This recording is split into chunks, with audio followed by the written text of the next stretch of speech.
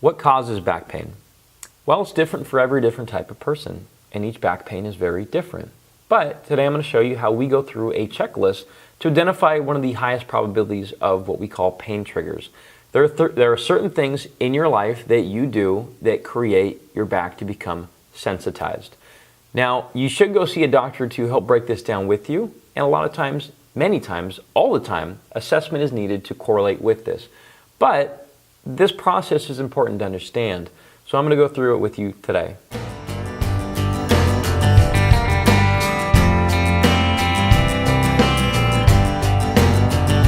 Now, when going over back conditions to identify triggers, number one, I like to break this into a few categories. Number one, triggers is what we're going to be talking about today. I want to make sure you guys understand the difference of triggers versus rehab versus other things. Okay, so triggers I like to call, there are things called ADLs, or things that we do throughout the day, such as sitting, standing, walking, sleeping, and they're positional or posture. They're usually posture related. Now, people don't think about posture as being with sleeping or walking, but they think about it with these two. But realistically, posture, and I'm going to erase this, posture is the ability to keep the spine, and this is not going to be a perfect diagram here, but the spine, or let's say the head here, there's the nose, here's the balls and sockets of the hips, here's the shoulders. We want to keep this cylinder here roughly in the correct position. Granted, is there curves? Yes, there is, but there's optimal curves. So we won't even go over what optimal curves are, but for the most part, we want the spine to stack well so we don't crush one section or another, okay? A lot of times we see this with disc injuries. So with sleeping, same thing, but we're turning them sideways. Same thing as walking, except for now we're this way and we're moving. So posture is a real thing, and that happens with, a lot of times we trigger that. This is good posture, say.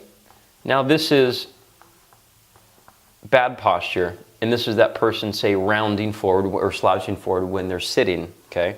Now we got our chair here, okay? So there's a lot of different things that we can identify as triggers, and this is something that's people's job to figure out throughout the day. And I'll go over this in a second. So next thing is that we have desensitizing. I'm probably not going to spell this right because I'm not good at doing both at the same time. And then there's rehab. Okay? Step 2 and 3, desensitizing are things that it's the goal where we have to keep sensitivity down.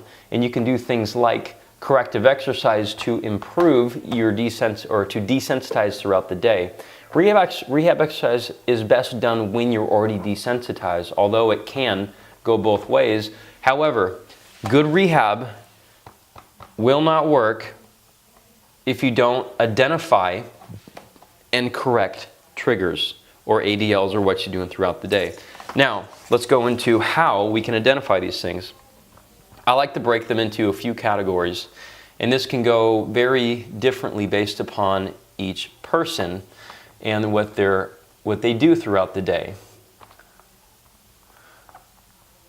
Let's just say, I forgot the either. I usually go through like this. I say, number one, does your back pain feel better in the morning? Yes or no? Okay, and they say no, feels worse. Well, then possibly we need to look at sleep. Is sleep posture good? Does walking help? Why, yes, walking helps, so we're saying that's negative. Sitting, does that make it worse? Yes, it does. Exercise, well, I feel better. So now we have two categories here we need to identify and look at. So now we have driving, sitting. Does it hurt when driving? Why, yes, it does. Does it hurt when you're seated at work? Let's say work. Why, no, it doesn't. Okay, so now we have identified that probable driving. Now, how long do you drive? Well, I drive 2 hours to and from work.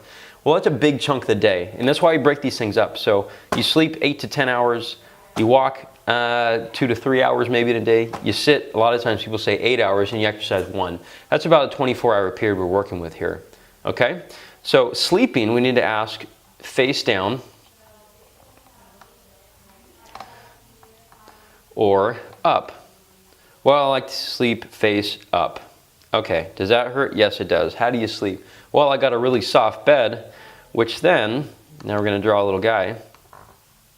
Okay, the soft bed allows this curvature to slouch. Now we turn this person this way, and we see the possibility of rounding in a car seat as well.